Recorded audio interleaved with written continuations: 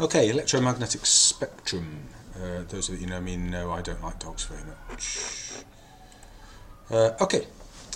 Sometime in the mid-19th century, a famous Scottish physicist called James Clerk Maxwell, it's one of those guys that you always say the middle name for some reason, was looking at the relationship between electricity and magnetism, and in particular looking at the effect of electric fields on magnetic fields and vice versa. And he discovered that in fact an oscillating electric field will produce an oscillating magnetic field, right angles electric field, and an oscillating magnetic field will produce an oscillating electric field, and an oscillating electric field will produce an oscillating magnetic field, etc., etc., that you can actually start up an electromagnetic wave. Now, when Clerk did the mathematics and looked at his equations, he found that this wave travels at 300 million meters per second, 3 times 10 to the 8 meters per second, the speed of light. And he inadvertently shown that light is an electromagnetic wave. Okay, so here we are, this is visible light. Okay, you can see at the bottom, here's our electromagnetic wave here. Now, the difference between red light and violet light in our perception as human beings is the fact that red light has a longer wavelength than violet light. The wavelength of red light is 700 nanometers, and violet is 420 nanometers. So that's the range of the visible spectrum. They're numbers you need to know, by the way. Be careful, because quite often in an exam it will say 700 times 10 to the minus 7 meters. Don't forget that's 700 nanometers. Now, Maxwell's equations, he realised, didn't have any limit to the wavelengths on either side. So he realised that maybe this electromagnetic spectrum, this visible light spectrum, might continue into regions that our eyes have not evolved to see. And in fact, there is, if we have electromagnetic waves with waves that are shorter than violet light, we get ultraviolet light, ultraviolet waves. It's these waves that cause tanning, which is more of a sort of a chemical reaction in the skin. Sunburn, physical burn, is actually caused by another type of waves. We use ultraviolet light in black lights, in discotheques and things like that. Most washing powders nowadays contain chemicals that take the invisible ultraviolet light and turn it into visible light, which is why your clothes, your white clothes in particular, glow in the disco. Ultraviolet light we can't actually see.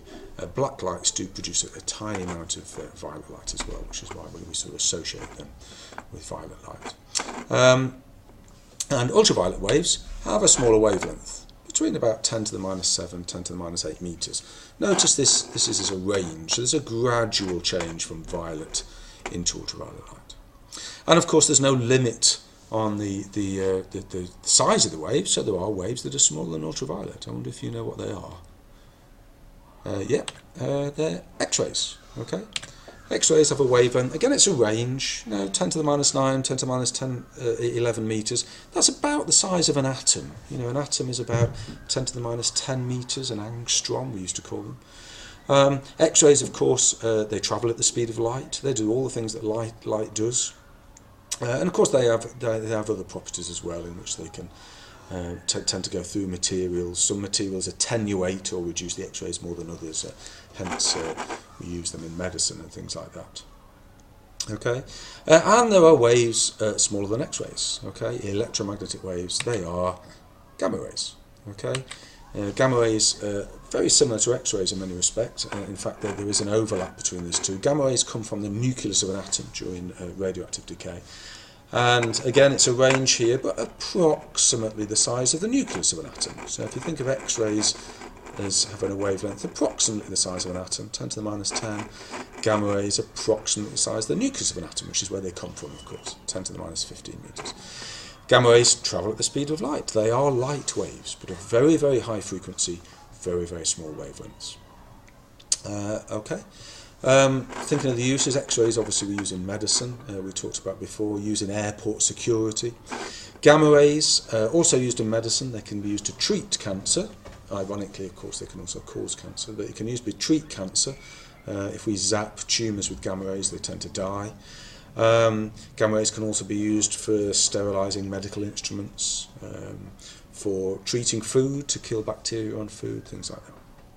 Now, of course, we've gradually made electromagnetic waves getting smaller and smaller and smaller. Don't forget, they're all light waves. It's just that our eyes have only evolved to see visible light. But of course, we could have wavelengths that are bigger than red light. Okay, and of course, that is infrared light. We can't see infrared light. This heat is also giving out visible light. We can't see infrared light, but we have sensors in our hands that can feel it. So we feel infrared light as heat. Infrared light waves, about 10 to the minus 4, 10 to the minus 6 meters. Okay. Remote controls on TVs use infrared light. We also use it for heating, obviously. Okay. And also for infrared cameras, which we can use for night vision as well. Okay, there are waves bigger than infrared. Surprisingly, for most people, they are microwaves. Microwaves are light waves. Okay, they travel at the speed of light. They can be reflected. They can be refracted. They do all the things that waves do. Microwaves, 10 to the minus 2, 10 to the minus 3 meters. They're sometimes called centimeter waves. Okay, because that wavelength there. We obviously use microwaves for cooking. Okay, because water molecules have a similar frequency to microwaves, so they resonate in microwaves. Microwaves are also used for cell phones, satellite communications, things like that. Again, most people are alarmed to find out that their cell phone uses microwaves, but today's digital phones use very low power microwaves. They're not dangerous. Okay, there's one more wave left that's also an electromagnetic wave, but even longer wavelength than microwaves. They are radio waves. And radio waves, typically, can be up to kilometres long in wavelength. Long wave radio, a few kilometres long. Radio waves, obviously, we use for radio. Short wave radio for TV signals and things like that. Okay, so these waves altogether are called the electromagnetic spectrum. They are all light waves. Okay, it's just that our eyes have evolved to see this small section in the middle that we call visible light.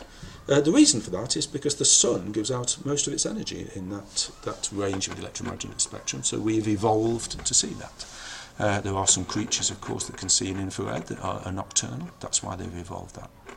If we orbited a star that gave out mainly ultraviolet light, I think such stars exist, we might have evolved to see in ultraviolet, okay, and we'd see a very different world. Okay, so this is the electromagnetic spectrum. Okay, what do they all have in common? Okay, well, they can all travel in a vacuum. They all travel at the speed of light in a vacuum. Of course, they travel at different speeds in different materials. They are transverse wave. You'll notice down here that the oscillation of the fields is perpendicular to the direction of energy transfer. And of course, by nature, they're electromagnetic waves. So they consist of electric and magnetic fields at right angles to each other, oscillating perpendicularly to the direction of energy transfer. Okay, what do you need to know? Well, you need to know the order of the waves. Okay, radio, microwaves, infrared, red, orange, yellow, green, blue, indigo, violet, ultraviolet, X-rays, gamma rays. You also need to know that going in this direction is in order of decreasing wavelength but increasing frequency. Going from right to left, we're going increasing wavelength, decreasing frequency. Okay, that's the end. You need to know those approximate wavelengths. The way I remember is, if you remember microwaves are centimetre waves, okay, then that means radio waves are going to be bigger than that. Infrared waves are going to be a little bit smaller. You need to remember the range of visible light is about 420 to 700 nanometers. So obviously then, infrared will be between the microwave and the red light.